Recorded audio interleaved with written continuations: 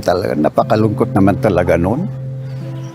Pag iniisip ko noon, mag-a-harvest ako, bagsak na naman ang presyo. Wala kang magawa. Kung bibilhin na ng piso, yung 1 kilo, bigay mo lang. Ano naman ang kakainan naman ng pamilya pag ganito? Ang farming ay sugal. Normal yan. Kadalasan kasi mga tanim is 45 days to 60 days. So dadalhin yan sa trading post. Pagdating no, umaasa kami na mataas yung demand at mababa yung supply. Kung talagang oversupply na, talagang bumabagsak na. Ayaw mo nang i-harvest kasi pag magkukwenta ka na, wala na. Bahala na. Wala mapapala sa farming. Kinamuhian ko yung pagpa-farm. Napaka-heartbreaking kasi ng part na yon na in-effortan ni farmer yan. Lahat ng pawis, pagod, pera, panahon, iiwan pa niya ang family niya para lang mag-harvest. Na-realize ko na gusto ko nang tulungan yung mga farmers nung nagiging part na ako ng buhay nila. Gamit ang kanyang 2-in-1 na galing at talino, napabuti niya ang buhay ng iba. Narito ang kanyang kwento. So dati kasi ang ginagawa naman namin is purely business. Tapos nag-evolve siya dahil dun sa mga farmers na kailangan talaga ng tulong. Pagka-part siya ng Session Groceries, i-ensure lang niya na nakakapagtanim siya. So ibibigay niya sa amin kung ilan ang available na products. Naka-display yan sa mobile app. Si farmer naman, i-harvest niya yan, i-repack naman ng fulfillment center namin. So ma-check na kung kompleto yung vegetables niya, dalhin sa Manila, sa house to house, yun na. Parang too good to be true na kami na yung mag-pricing. Bigyan natin ng motivation yung mga farmers. I-motivate natin sila, uy sige, magtanim kayo kasi meron tayong market. Poprotektahan nyo kami pero ipoprotect namin kayo. Meron kasi yung time na pag sasabihin ng anak ko na hindi ko ma-provide dati, nabibigay ko na. Ganito pala ang farming dapat. So yun yung vision ko. Magkaroon ng true dignity yung farmers natin na pagkatapos nilang magtanim at mabenta yung tanim nila, deserve nilang matulog sa maayos, deserve nilang kumain, deserve nila na pumunta sa lugar na gusto nilang puntahan at makapagpahinga. Kay Ma'am Eloisa, maraming salamat. Kaya ate, salamat. Alam ko marami pa siyang matutulungan. Napakalaki ng puso mo para sa mahihirap na farmers na tulad namin. Aasahan nyo rin ang mga farmer ay laging nakasuporta kay Ma'am Eloisa and sa Session Groceries. Na baka this time, maibigay namin yung deserve ninyo.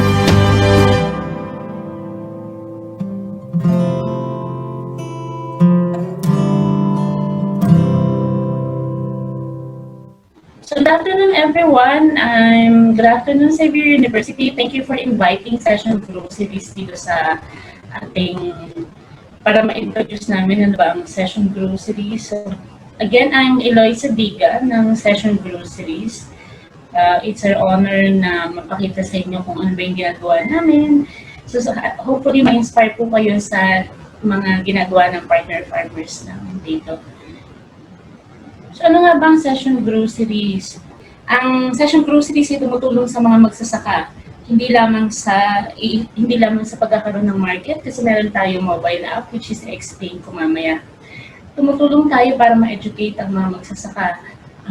Hindi lamang sa kaalaman tungkol sa pagtatanim kasi alam nyo na lahat yan.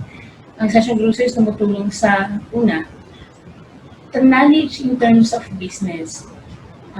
May mga nababanggit ang mga inang senador natin na sinasabi nila wala kasing hindi competitive ang mga magsasaka. Walang enough na knowledge about sa pagsasaka. And come to think of it, tama kasi siya. So, ang magsasaka kailangan kumalain dun sa kung anong existing ngayon. Ang pagsasaka ay isang business. At ang pagsasaka din ay isang noble na trabaho. Pero hindi siya nagugustuhan ng mga new generation. Then, sa loob ng pagtuturo namin sa kanila, tinuturo natin ang tamang accounting, kasi business yan.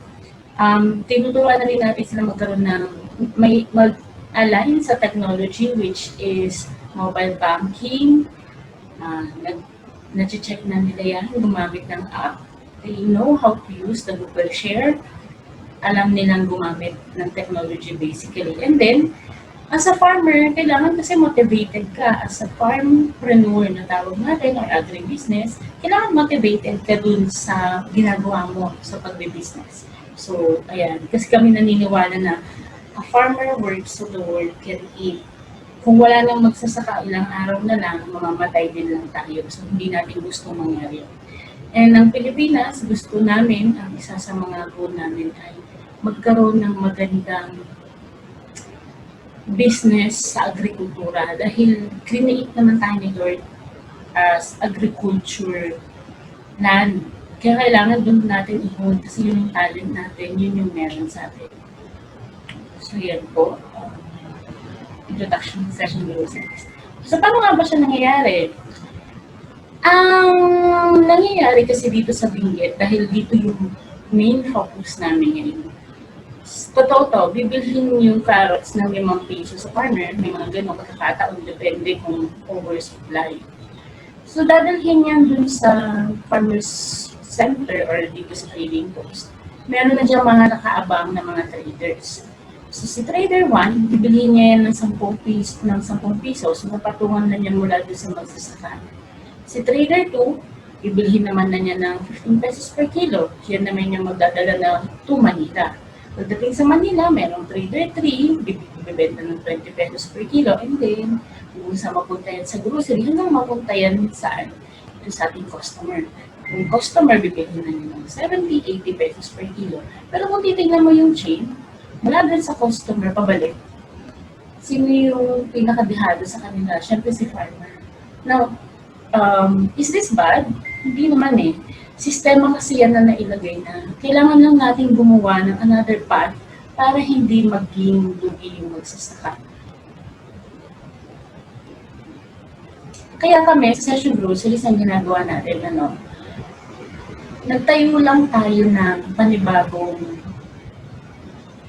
market. So si farmer ngayon, tinuturuan natin siya ng production costing. Pag sinabi mong production costing, dapat alam niya lahat ng nagastos niya. Tapos lalagyan niya ng income niya. Pero doon sa gastos, kasama na din yung sweldo niya. Kasi ang magsasaka ngayon, hindi niya pinapasweldo ang sarili niya.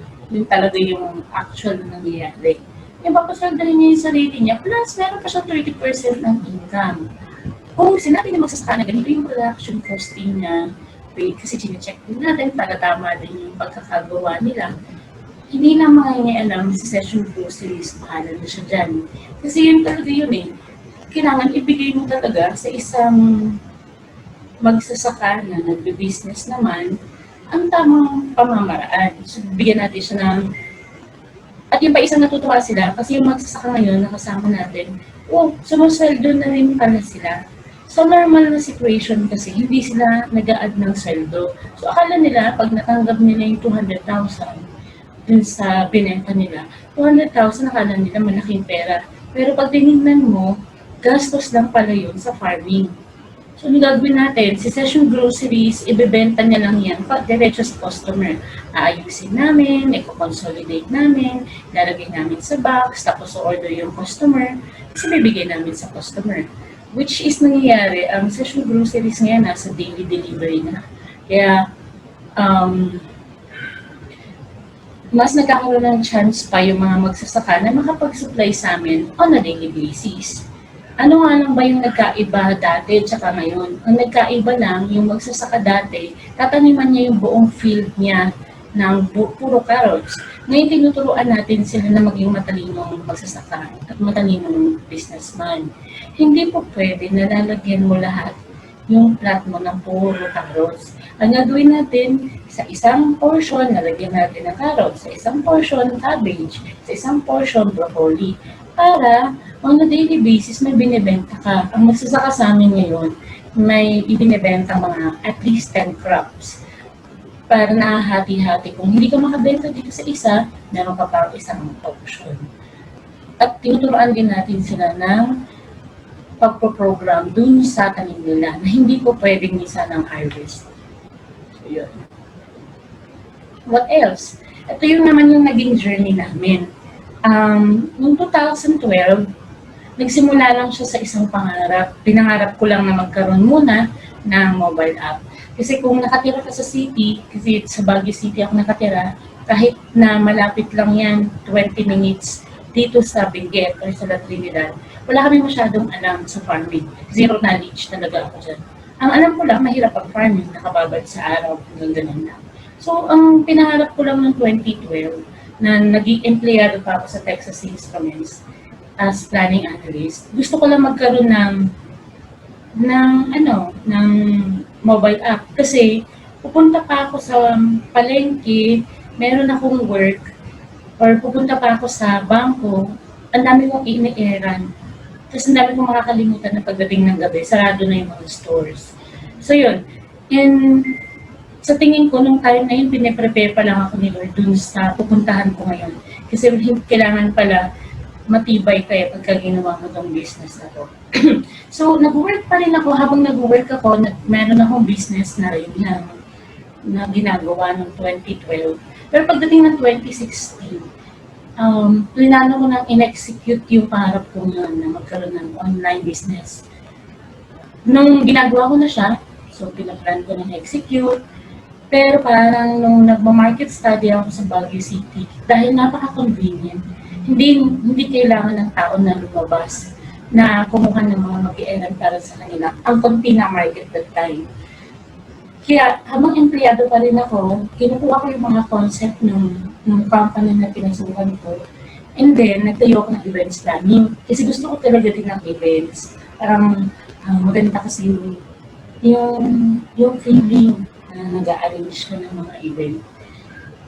Tapos nakaipon kami. Fortunately, nabigyan kami ng opportunity noong 2016 na makapag-ipon hanggang 2018. Para ma-start namin itong Session Groceries. Noong 2017, pinagawa ko yung website. Tapos in-execute ko na. Again, hindi pa rin ito sa farm to table. Nung in-execute ko na siya, ginawa namin yung mobile app at yung website namin na pagbili ng mga, doon na yung mga groceries pa lang, at saka mga food ng iba't ibang restaurant. Yung nakikita nyo ngayon na parang kunyari Honest Beef, if you're familiar doon, ganun yung ginawa namin. Pero wala kaming warehouse that time. So wala rin naman, even if we have enough na ipon nung time na yun, hindi rin namin pwedeng ilagay lahat sa stocks. So rent lang kami ng maliit na space sa Session Groceries, kaya Session Groceries yun. Kasi nag-rent kami sa Session Room. Tapos doon din nag-start ng meeting namin with my business partner, si Kathleen Suarez. And yun, na-start na namin. Wala kaming warehouse, we don't have enough money, we don't have manpower, pero ni-start lang namin. Ang ginawa namin, ang warehouse namin mula dun sa lahat ng grocery store na makikita mo sa Session Road hanggang dun sa SM, yun ang warehouse namin. So ilalagay lang namin dun sa loob yung presyo, tapos bibili na lang kami. Medyo mahirap din yung journey na yun kasi masyadong maraming nangyayari. Tapos konti lang yung margin. And that's the birth of SG ng 2018.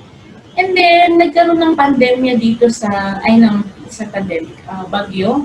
Binagyo ang Benguet. Yung may mga natabunan na mga nagdo-donate ang Session Grocery Store. And mukhang yun talaga yung na-enjoy kong gawin. Parang ako hindi pinanganak na businessman. Instead, pinanganak ako na maging tumulong sa iba kasi doon ako nag-enjoy. Yun talaga yung talent ko. Tumutulong naman na kami sa mga noon. Nakita ko na ang daming donation ng damit. As ang ginawa namin, binigay namin dito sa mga nasalanta ng bagyo. Pero hindi naman kasi nila gagamitin yung mga damit. So, tinuruan namin silang gumawa ng basahan. Ngayon, noong 2019, anong 2020, yun na yung nagkaroon naman ng opportunity na magkaroon ng farm to table. So, nakakita lang ako ng post na nagtatapon yung magsasaka ng carrots. Pinost ko siya sa social media namin, tapos let's help our farmers. Nagtawag ako ng tulong, just a simple post. Yung simple post lang pala na yun ang makakapagpunta sa amin dito sa ginagawa namin. Ang tawag ko doon, serendipity. Hindi siya planado, pero naging part ng program namin na magkaroon ng ganun. Gusto na rin namin magkaroon ng farm to table, pero hindi kasi namin ang ginagawa namin ngayon. So, nag-deliver kami ng 2019 sa Manila, tapos pinapadala namin sa household. Una, pinapadala muna namin sa bus, and then nag-expand kami na kami na lang din yung mag-deliver. Tapos wala naman kaming alam sa Manila, so nakakakita lang ako ng mga nag-deliver doon, kinanta ko sila. And then, inipon ko yung mga magagaling na rider from that company, tapos sabi ko baka gusto nila mag-deliver sa akin. Marami pang mga nangyayari kasi ninanakawan kami ng mga riders, so nag-evolve na lang yun. 2019, naging ready kami para sa pandemic ng 2020. Kaya if you will look at our journey, para siyang in-arrange ni Lord accordingly mula sa pangarap hanggang dun sa execution, hanggang dun sa expansion namin. So, ang sabi ko lang, pag may pangarap ka, siguraduhin mo na gagawin mo kasi hindi naman pinakita ni Lord sa iyo yung pangarap mo nang wala lang. Ito lang din yung lagi kong sinasabi sa mga kasama namin magsasaka na lahat ng pangarap mo, lahat ng gusto mong gawin, that's valid. Nasa iyo lang kung paano mo siya ipupursue. So yun, ang journey namin. Sana natuwa kayo dun sa facing namin. Okay. Hindi kami gumastos ng malaki. Zero cost kami in terms ng marketing. Dito rin naman ako napaproud kasi nag-start lang yan sa 30 na tao na sumusuporta namin sa amin. Nag-start nga lang yan sa isang customer. Tapos in-ensure lang namin na yung pagbili niya, kailangan magaling na magaling kami. Para ma-recommend niya kami dun sa susunod. Para ma-chismis ulit kami ng susunod. Hanggang sa umabot na kami ng 206,000 na followers and 130,000 na nag-like sa aming FB page. Sobrang nakakatuwa ito kasi zero cost pero napaka-effective ng ginagawa ng marketing team namin. Nga pala, nung sinisimulan namin to, ako at saka si Kathleen lang ang nag-move for this. Wala rin kaming mga masyadong hinay na tao. So kung baka minsan iniisip mo na isang, kunyari magsasaka, kala mo kailangan mo ng knowledge. No, hindi po ganun yun. Akala mo kailangan mo ng masyadong maraming connection or masyadong madaming pera para maumpisahan yun. Kami nagsimula kami sa zero sa lahat. Ang meron lang sa amin na masasabi ko ay experience na lahat ng mga naranasan namin dati na ilagay namin dito sa ngayon. So yun, I'm happy na sabihin sa inyo na yan po, na nakakakuha kami ng daily customers dahil lang sa social media presence namin. And hindi ko rin naman maaalis yung kagandahan na i-feature kami sa lahat ng to. Isa sa pinakamagaling na nangyari sa amin is yung napakita kami na awardan kami ni Mang Ina Salgawat Pilipinoy. Siya po yung nag-open talaga ng napakaraming opportunity sa amin para makita ng maraming tao, which is nakita nga rin kami nila Mang ng Xavier University through dun sa Mang Inasal na napanood natin kanina. Okay, ito yung milestone naman ng Session Grocery since 2018 or for Farm to Table 2019. Pero summarize ko na lang nitong 2020. So for this year, meron tayong 34,000 transactions today. Last year, meron tayong 20,000 transactions. Ibig sabihin kung ilan yun na yung nag-order sa amin. Meron tayong 2,800 farmers na na-empower at naging partner farmers din natin. And then, meron tayong na-ship na 332 metric tons of rice and vegetables. You can just imagine kung wala yung Session Groceries. Pwedeng naitapon na lang to kasi marami nga naitatapon or nabili ng mas mura dun sa mga magsasaka. And nakapag-employ po kami ng 18 na mothers, 10 working students, and 100 na riders. Lalo na nitong pandemic, ang dami po namin mga riders na natulungan. And marami mga nawalan ng trabaho na na employ namin nitong March, April, May. Ito po yung mga success stories naman ng mga partner farmers. Si Sir Ronnie Carlos nag-join sa atin noong March 2019. Ito yung ginger and coffee farmer. Dahil sa tulong ng Session Groceries at mga bumibili sa Session Groceries, nakabili siya ng additional na 1.2 hectares ng lupa na ngayon ginagamit na niya para makapag-expand din. Ano lang yan, just span of 1 year. So sabi namin, mukhang effective yung system na ginagawa natin kasi may mga farmers pala tayo na nakakabili na. And this is Brina Matan, part po siya ng 4Ps. Lagi kong pinagmamalaki to kasi halos wala silang makain at ang dami nilang problema financially. Kahit baon ng anak nila, pinoproblema rin nila. Kasi tiger grass farmer siya, tapos gagawa siya ng walis, pero bibilihin yung walis na ginagawa niya ng 100. Eh, ang capacity lang naman yan sa isang araw, sa expert, 8 walis lang.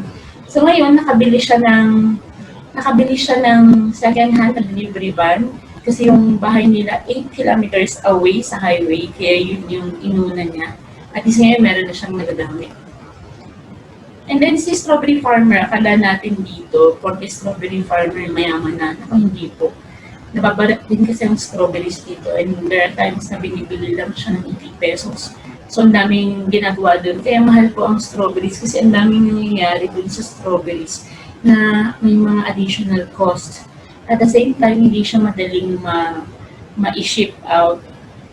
So, si Helion ay nagkaroon ng issues sa financially. Nagkautang sila ng milyon. Pero nabayaran na po niya yan nitong taon na to. So, 1 year lang na nakasama natin, nakapagbayad na ng utang. Then, nagkaroon na rin siya ng expansion dun sa farm nila. Ito din yung mga, hindi ko na iisa-isa yan, pero napakarami po natin nagsasaka na nabigyan ng opportunity para makaahon sa buhay.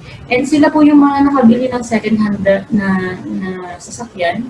Si Mario, nakabili ng FX, si Jocelyn, at saka si Tokdaan.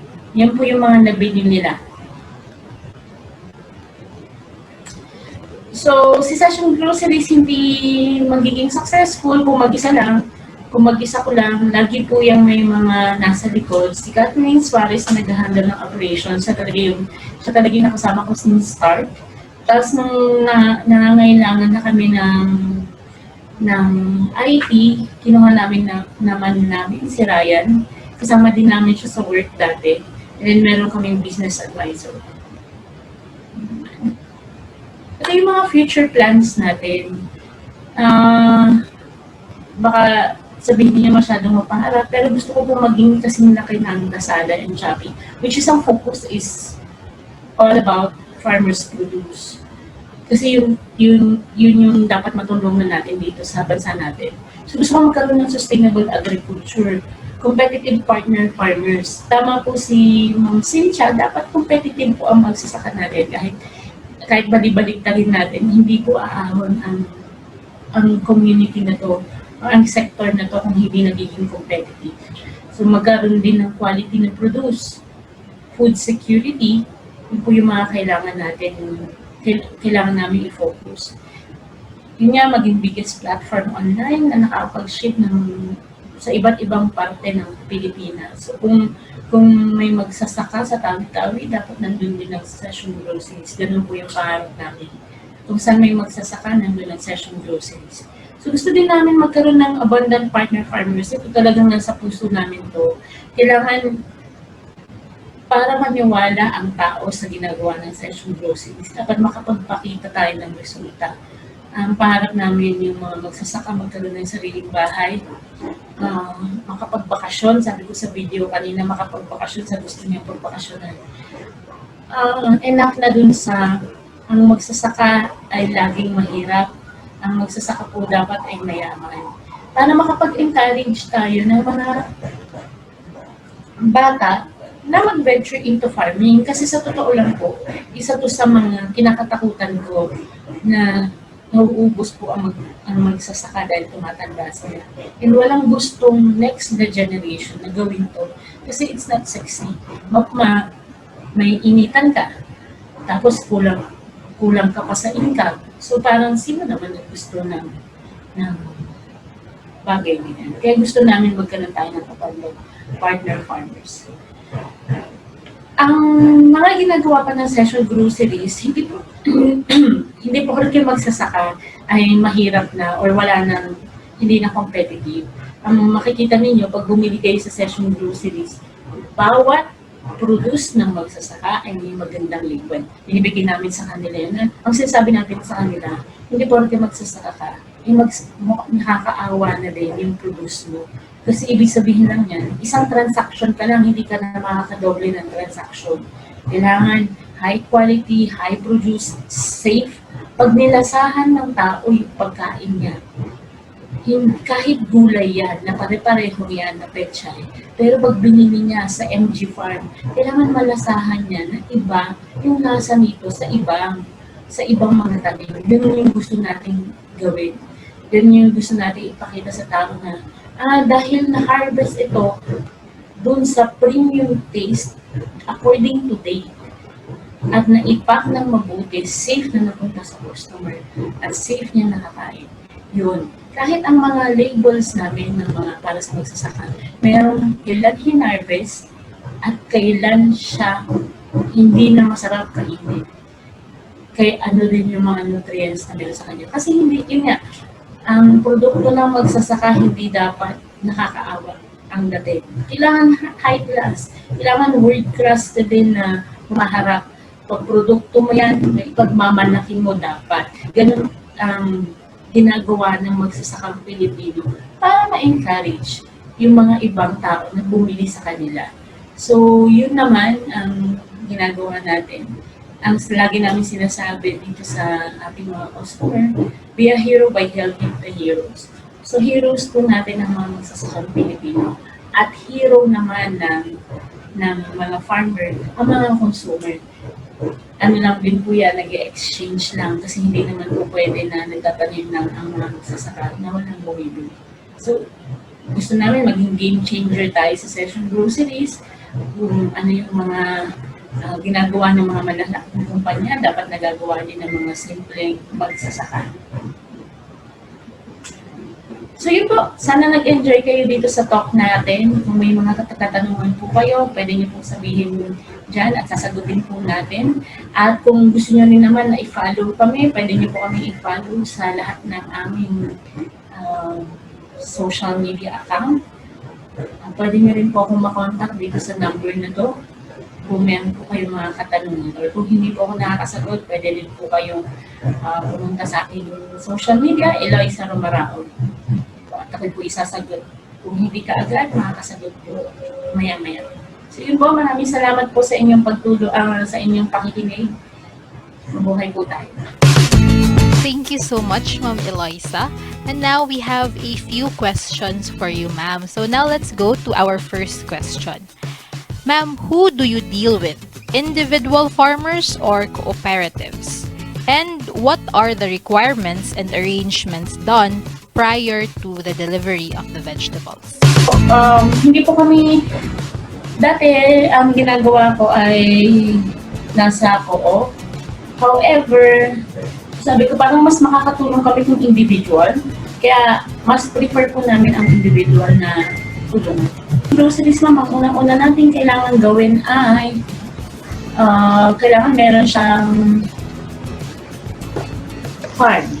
Baka naman trader din pala siya. So, tapos sa kanila din namin ibibigay yung mga next na requirements pagka nakapag-usap na kasi mas more on, tinitrain muna natin yung magsasaka from business.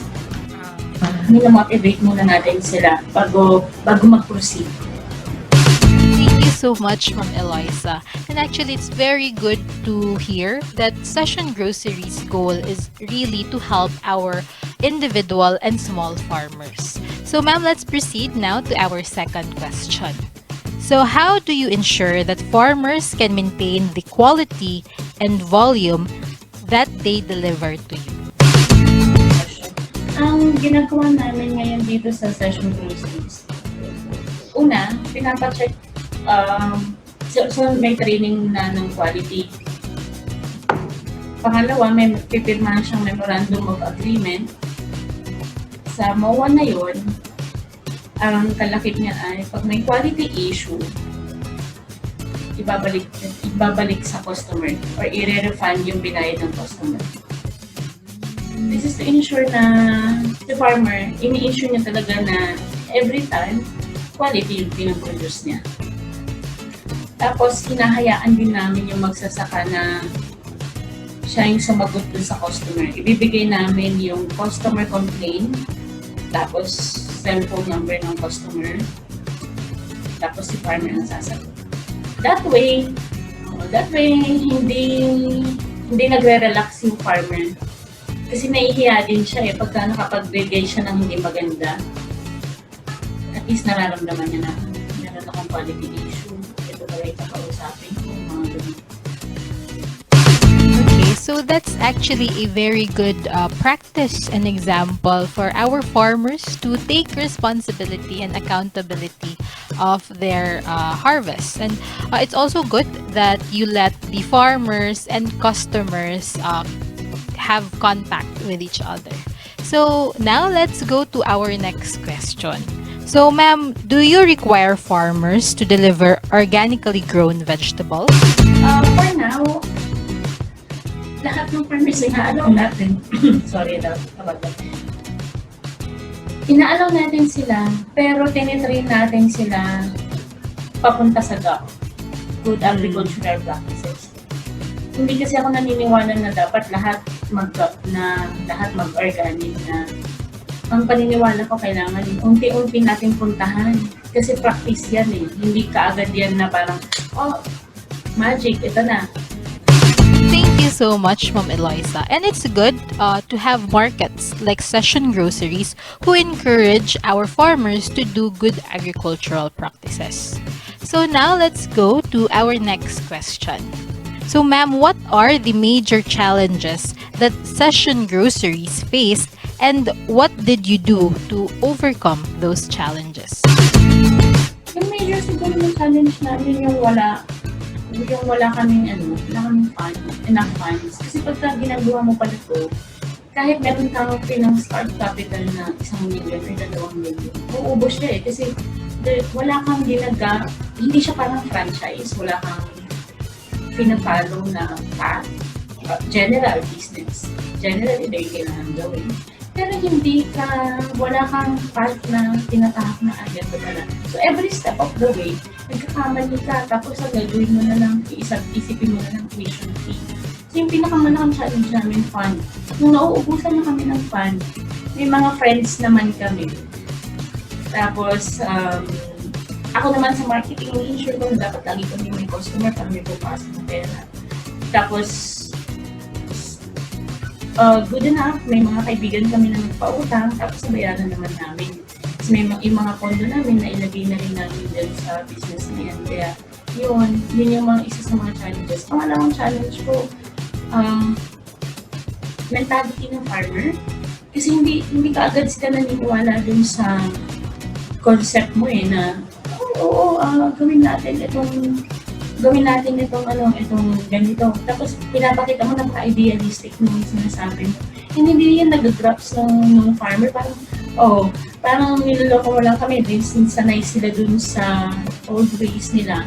Tapos nung una, unti-unti lang yung binibili namin. Hindi lahat naniniwala sa amin. And I can say na marami rin umalis din sa program na to. Yun. Tapos nahirapan din kami inject sa kanila yung since nagaling ako sa corporate, ang practice ko corporate. So nahihirapan kami inject sa kanila yung nag-goal setting.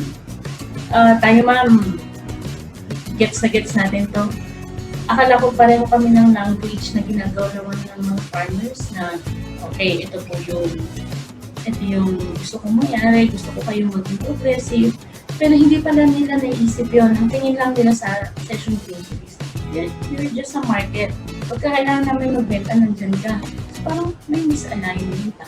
Doon, nakita ko na parang, dapat pala align kami. Minsan, na-underestimate ko din na baka hindi nila maintindihan kung gagawin ko dito sa goal settings. Pero anyway, pinatrain ko pa din. Tapos yun na, naging align kami, minomotivate namin sila, pinapakinig namin sila everyday ng motivation. Tapos binibigyan ko sila ng exam sa Google Form. Yun, sinasagot naman nila everyday, tapos hanggang nag-twist yung mindset. Ngayon, ano na kami, heading towards. It's good, Ma'am Eloisa, that you are able to overcome these challenges. And right now, I think Session Groceries is already, or we can say is a successful endeavor already. Now for our next question. How many farmers are regular suppliers of Session Groceries? We have 28 po yung regular, pero maraming naka-standby para dun sa mga sa training, kung makakahapon sa training, gano'n. Hindi na rin kasi kami basta tumatanggap ng magsasaka na pupunta tapos parang mahirapan na alis. Ini-ensure namin dapat kasama natin yan hanggang sa maging successful yung ginagawa ng Session Groceries.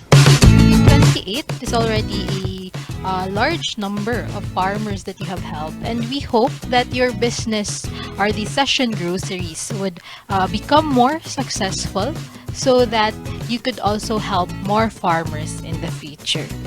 So now let's go to our next question. So Ma'am Eloisa, what are the key factors of the success of Session Groceries? I think ang key talaga dyan is your heart and your passion. Kasi kami, yung makita mo sa video, it's all natural, hindi yan scripted. Yung sinabi namin ng 2019, same pa din sa heart namin. Yung lahat ng kasama namin dito sa Session Groceries, alam namin na ang gusto nila ay may magbago din sa agriculture industry. Yung mararamdaman niya naman Alam ko kayo ma'am, nararamdaman niyo kung sincere ako dun sa ginagawa ko or si Session Groceries dun sa ginagawa niya. Ang isang factor kasi na meron si Session Groceries is we are good at storytelling. Alam namin na itong mga magsasakang ko, pag hinarap namin sa inyo, wala kami o nandiyan kami, isa lang ang sinasabi niyan. Hindi kami nandodoko ng tao. Kapag sinabi namin na si farmer, ito yung presyo na binibigay niya. Ito talaga yung presyo na binibigay niya. And pag sinabi namin na gusto natin ng progressive farmers ng 2021, makakapag-produce talaga kami ng progressive farmers and pwede namin ipakita yan. Hindi po kami nagbibigay ng mga pangako na hindi namin natutupad. Actually, pag pumupunta yung farmer sa amin, kung sinasabi namin, we don't guarantee na pag pumunta kayo sa Session Groceries, mag-improve ang buwan ninyo or mabibigyan namin kayo ng magandang kinabukasan for this. Ang ginagawa lang natin is, gagawin lang natin yung sa alam natin na work na sistema, tapos mag-improve lang tayo day in day out. Pangalawa pa sigurong magandang nangyayari sa Session Groceries o yung mga key bakit nagmamarga na. Kasi we don't consider farmers as farmers, we consider them as partners. Hindi sila, malaki yung role nila para maging successful ng Session Groceries. Kasi we don't know a lot of things about farming. And yung magsasaka lang ang makakapagsabi sa amin. Yun, sa tingin ko na meron sa Session Groceries are the owners, yung sincere na gusto mangyari, and yung mga magsasaka na naniniwala din sa ginagawa namin at nakakonsider nila ng farmers na partners nila. Thank you so much, ma'am. So, really, it's all about sincerity and the great desire of Session Groceries to help our farmers. And now, Ma'am Eloisa, as for our last request to you, we'd like to ask you to give a message in order to inspire our viewers, especially the students and the farmers who are watching right now. Ang message ko din sa mga magsasaka muna, malaki po yung role ninyo sa malaki ang role natin sa bansang Pilipinas. Pagbalik-balik ta rin man natin ang mundo, isa po pa yung key key ng mga tao sa bansang ito. Kung mawawala kayo, magugutom kami. Yun yung sure. Masasabi ko lang din, kailangan lang po ninyong i-level up ang sarili ninyo. Kasi lagi ninyong iniisip, magsasaka lang ako. Hindi po. Magsasaka kayo, kailangan kayo ng bansang ito. Kailangan nyo rin po mag-innovate. Kailangan nyo maghanap ng ways para hindi na kayo dun sa lagi nyo ginagalawan. Sabi nga natin, insanity is doing things over and over again and expecting different results. Yung gawa ka ng gawa ng mga bagay na pare-pareho lang, pero ina-expect mo magpo-progress ang buhay mo. It's time na maghanap po kayo ng ibang way. There are other ways. Kailangan nyo lang po maging innovative. Pero saludo po ako sa magsasakang Pilipino. Kung meron po kayong mga kailangan or kunyari help need, baka makatulong po ang Session Groceries. Again, hindi po ako masyadong nananako dyan. Pero baka may mapagtulungan po tayo. Message po ako dun sa aking mga FB page. Kung hindi man ngayon ang execution in the future. Pero again po, malaking bagay po kayo sa amin pa rin po ng Dr. Engineer Pictures. Ganun po ang tingin namin sa magsasakang Pilipino. Kaya may magagawa pa po tayo para mag-progress. And sa ating mga estudyante, mga teachers, ang tingin ko kung gusto niya rin ninyo magkaroon ng business. I think this generation, ang hinahanap nila is not about money. Kasi kahit mayaman ka, pero hindi ka naman masaya, marami pong napapakamatay, marami may medical issues. It's all about helping. Parang ako po, give up po yung trabaho ko, even my business partner. Give up namin yung mga trabaho namin. Kasi dito kami nakakakuha ng joy, ng peace. Parang we are at peace dun sa mga ginagawa namin. So, I hope you guys can also mahanap din yung ganong inner peace na kapag kasi nakakatulong ka, it's different eh. Iba yung pakiramdam na parang, oh wow, iba yung nabibigay niya na joy sa inyo. Kaya akala ninyo, we're helping the farmers. No, the farmers are helping us. We have also issues na nagagamot nila every time na nagkakausap kami. So, helping others is also helping yourself. So, yun po. Pagka may mga gusto rin po kayo, sabihin, tanungin, or mga gustong consultation, pwede nyo rin po akong i-message sa aming FB page and we're willing to help po.